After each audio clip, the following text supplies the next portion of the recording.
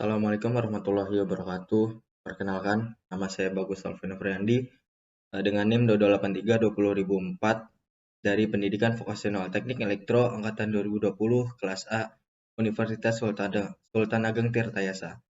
Pada video kali ini, saya akan memenuhi ujian tengah semester dasar sistem kendali. Nah, yang pertama itu soalnya mengenai mengapa dalam pengukuran diperlukan instrumen pengukur. Nah, kita harus tahu dulu instrumentasi ini apa. Yang pertama, instrumentasi adalah ilmu pengukuran dan proses kendali.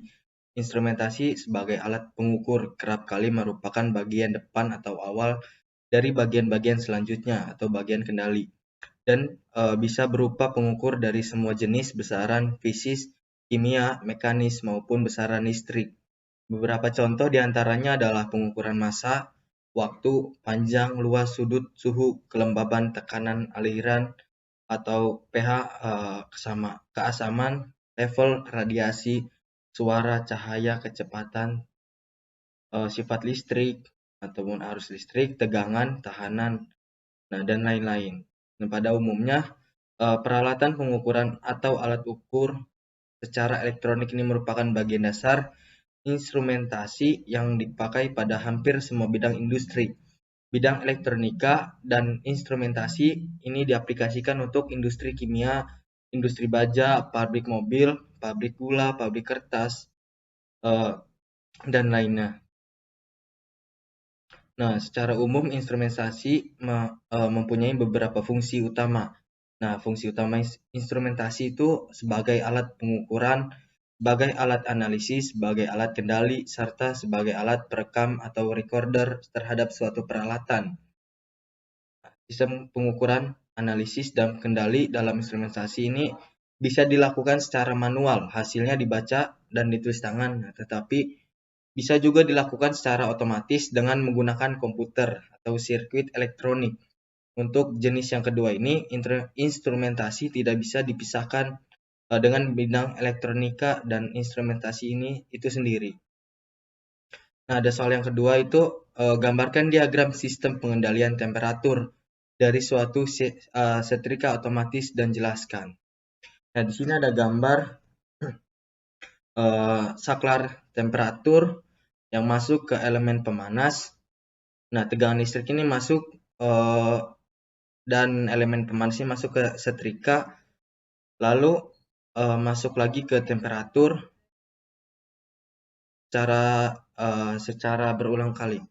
Nah, ini jelaskan pada gambar tersebut itu suatu setrika listrik secara termostatis mengatur panas yang dihasilkan pada setrika. Masukan ke sistem tersebut adalah suhu acuannya yang diset secara tepat oleh termostat, sedangkan keluarannya adalah suhu yang dihasilkan sebenarnya, yang bisa dideteksi dengan cara pengukuran temperatur. Bila termostat mendekati suhu keluaran lebih kecil dari masukan, arus listrik yang mengalir dan memanas elemen pemanas hingga suhu menyamai acuannya, dan secara otomatis arus akan diputus lagi. Cara kerja dari sistem setrika otomatis ini adalah dengan memanfaatkan termostat.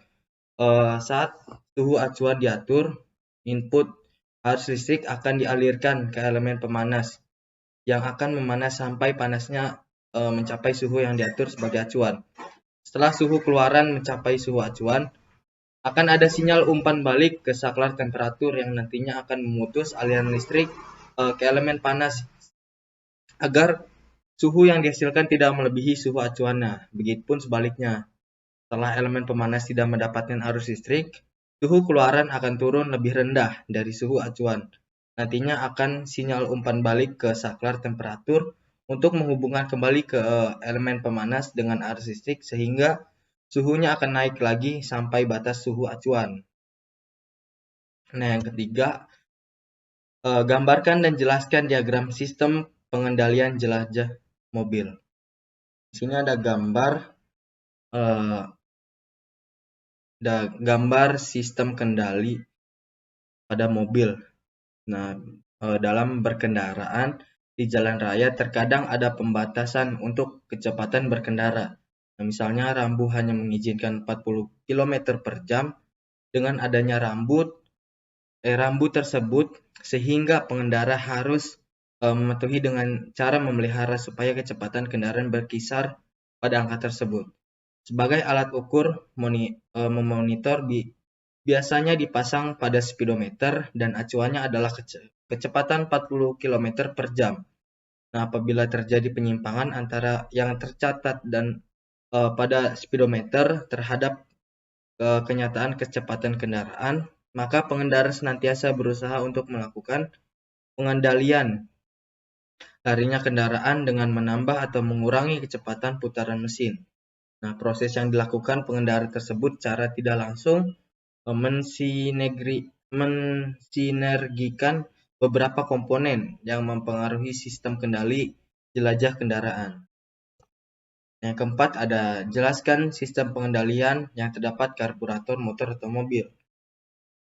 Karkul kanister adalah suatu kanister yang berisi arang pada sistem pengendalian penguapan yang digunakan untuk merangkap uap bahan bakar untuk mencegah keluar ke udara bebas. Nah, pemisah atau uap atau zat cair digunakan untuk mencegah bahan bakar cair memasuki kanister berisi arang.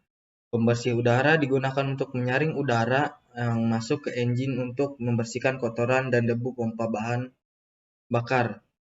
Memindahkan bahan bakar dari tangki bahan bakar ke ruangan pelampung karburator. Nah, karburator mensuplai campuran bahan bakar udara yang tepat ke engine pada semua kecepatan dan semua kondisi beban dan membantu menghidupkan mesin yang dingin. Penyaring bahan bakar memisahkan benda-benda asing kotoran dari bahan bakar. Adapun saluran uap menghubungkan pipa ventilasi tangki bahan bakar ke kanister berisi arang atau melalui pemisah uap atau zat cair. Tangki bahan bakar ini untuk menampung persediaan bahan bakar. Nah, saluran bahan bakar menghubungkan ke tangki bahan bakar ke karburator melalui pompa bahan bakar dan saringan bahan bakar. Nah, yang terakhir dalam soal yang terakhir, memberikan contoh dan penjelasan tentang aplikasi teknik kendali di dunia industri. Nah, penjelasan itu otomasi atau dalam bahasa kuno berarti self-dictated atau disebut juga dengan kontrol numerik biasa digunakan untuk mengendalikan suatu sistem. Nah, contoh otomasi suatu komputer yang mengendalikan mesin dan proses industri yang bisa mengurangi keterlibatan manusia dalam proses bersangkutan. Nah, proses otomasi dalam bidang industri ini menempati posisi selangkah di depan mekanisasi. Pada proses mekanisme biasanya dibutuhkan manusia sebagai operator mesin, sedangkan pada otomatisasi akan mengurangi keterlibatan manusia sebagai operator. Keunggulan otomasi adalah kesalahan akibat human error bisa lebih dikurangi. Ketelitian yakni besaran yang berhubungan dengan pencapaian hasil terhadap target maupun ketepatan yang berarti keterulangan suatu proses akan lebih terjamin. Nah, kemudian untuk dunia industri, produktivitas akan semakin meningkat. Perbandingan microcontroller dengan PLC Programmable Logic Controller. Nah, microcontroller lebih mudah fleksibel, relatif lebih sulit dalam pemrograman. Wiring yang rumit, kecepatan eksekusi tinggi, dan dapat menghasilkan alat yang lebih canggih. Sedangkan PLC harganya mahal, kemudahan programming, wiring sederhana, nah cocok untuk industri dan kecepatan eksekusinya lebih rendah. Microcontroller sendiri adalah piranti elektronik berupa IC atau Integrated Circuit yang memiliki kemampuan manipulasi data berdasarkan suatu urutan instruksi atau program dalam sebuah struktur microcontroller akan kita temukan juga komponen-komponen seperti prosesor, memori, clock, dan lain-lain. Nah, pada hari kedua Rabu besok, Routech ini khusus akan diisi dengan lomba antar robot dari 7 perguruan tinggi lainnya. Masing-masing perwakilan perguruan tinggi akan unjuk kebolehan mendemokan produk-produk robot mutakhir yang dimiliki. Nah, acara ini direncanakan bakal mendapat apresiasi yang cukup bagus dari pencinta robot di tanah air. Mungkin itu saja penjelasan atau jawaban dari saya pribadi. Terima kasih sebelumnya. Mohon maaf bila ada kata-kata yang salah ataupun yang menyinggung pihak lain. Terima kasih. Assalamualaikum warahmatullahi wabarakatuh.